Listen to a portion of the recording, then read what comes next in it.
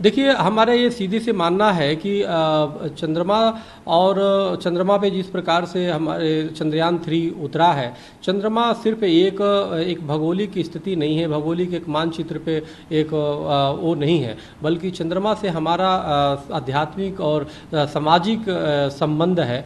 और आध्यात्मिक, हम आप सब जानते हैं कि प्रजापति दक्ष की जो कन्याएं थी 27, उनसे विवाह हुआ था, रोहिणी से प्रेम करते थे चंद्रमा।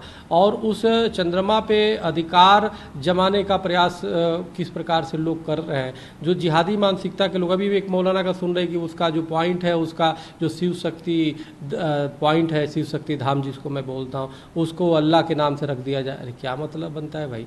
आप ये बताओ, चंद्रमा तो हिंदू सनातन धर्म के भाग है। और एक तो 14 अगस्त 1947 को जब देश बंटवारा हुआ, तो एक तो देश का टुकड़ा पाकिस्तान ने लिया, जिन्ना को दे दिया कांग्रेसियों ने, और दूसरी तरफ हमारे चंद्र देवता के भी टुकड़ा करके पाकिस्तान लेते गया और वहाँ पे ध्वज में लगा दिया।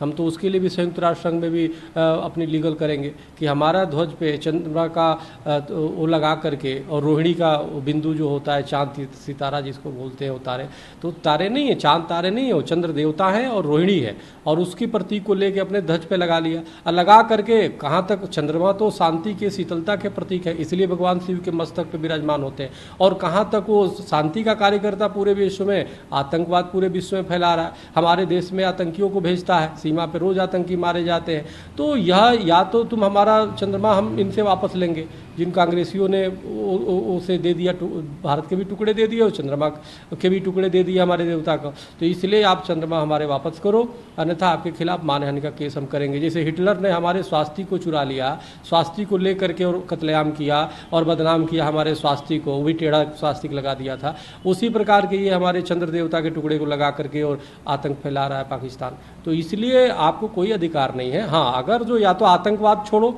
या तो हमारे चंद्र देवता को लगाओ और उसमें चंद्रमा का जो मंत्र है, ओम चंद्राय नमः, उसको लिखो ध्वज पे, लेकिन ये नहीं चलेगा कि हमारे देवताओं का इस्तेमाल करो। इसी प्रकार से देखो, मदनी साहब ने कैसे कहा, हमारे मनु जी महाराज को कहा वो आदम है, तो अपना माने मेरे देवता, मेरे भगवान, अब ब्रांड आप लिख दो, ये क्या मतलब बनता है भाई? तो ये कहीं ना कहीं ये जो सेकुलर थे ना, ये सबसे बड़े बदमाश थे।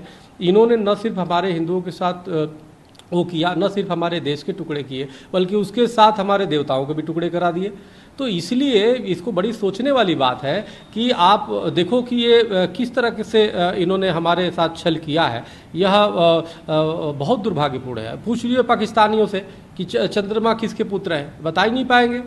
देवी अनुसुईया के पुत्र थे चंद्रमा, उनके देवी अनुसुईया के 3 पुत्र थे, जिसमें एक चंद्रमा भी थे, जो उनको श्राप लगा था दक्ष प्रजापति का, उसमें क्षय रोग का, और भगवान शिव ने उस क्षय रोग को नष्ट किया। जिसके बाद जो है, जब भगवान शिव ने हलाहल जो समुद्र मंथन से पिया था वो, तो उसके बाद पीने से गर्मी हो गई, जिसके बाद चंद्रमा से लेकर सभी देवताओं ने आग्रह किया कि इसको धारण कर लीजिए अपने मस्तक पे, तो उसको धारण किया, जिसे शांति का प्रतीक माना गया। और चंद्रमा के अनेक पाप और उसके जो श्राप थे उसको जो मुक्त किया, वो चंद्रमा भगवान शिव का भक्त था। तो एक तो सबसे अच्छी बात है कि प्रधानमंत्री मोदी जी को धन्यवाद दूंगा कि चंद्रमा के जो सतह पे जहाँ पे उतरा है, उसका नाम शिव शक्ति धाम है, यानी शिव शक्ति पीठ, शिव शक्ति धाम के लिए शिव शक्ति पॉइंट है, पॉइंट अंग्रेजी हो जाता है, उसको शिव शक्ति धाम के रूप में हम चाहते हैं वहाँ भव्य मंदिर बने।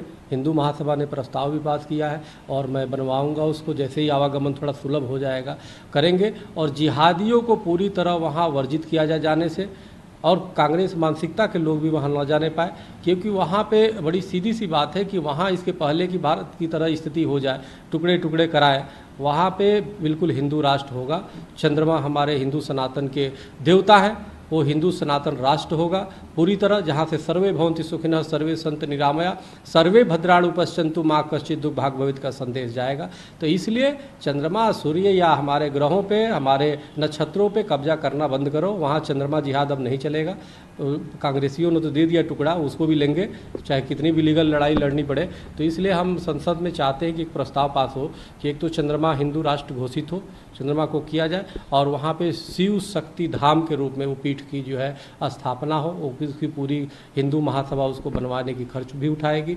और दूसरी जो है पाकिस्तान को किया जाए कि जैसे स्वास्तिक हमारा जो अवैध तरीके से हिटलर ने ले लिया था, उसी प्रकार से कांग्रेसियों ने दे दिया पाकिस्तान को। और चाँद का टुकड़ा और वो जो तारे हैं ना, वो रोहिणी है, चूँकि चंद्रमा रोहिणी से प्रेम करते थे, चंद्र और रोहिणी को लेकर के माँ रोहिणी को उन्होंने कर लिया। तो इसलिए ये किसी भी तरीके से हम बर्दाश्त नहीं करेंगे कि देवी अनुसुईया के पुत्र का इस प्रकार से अपमान हो।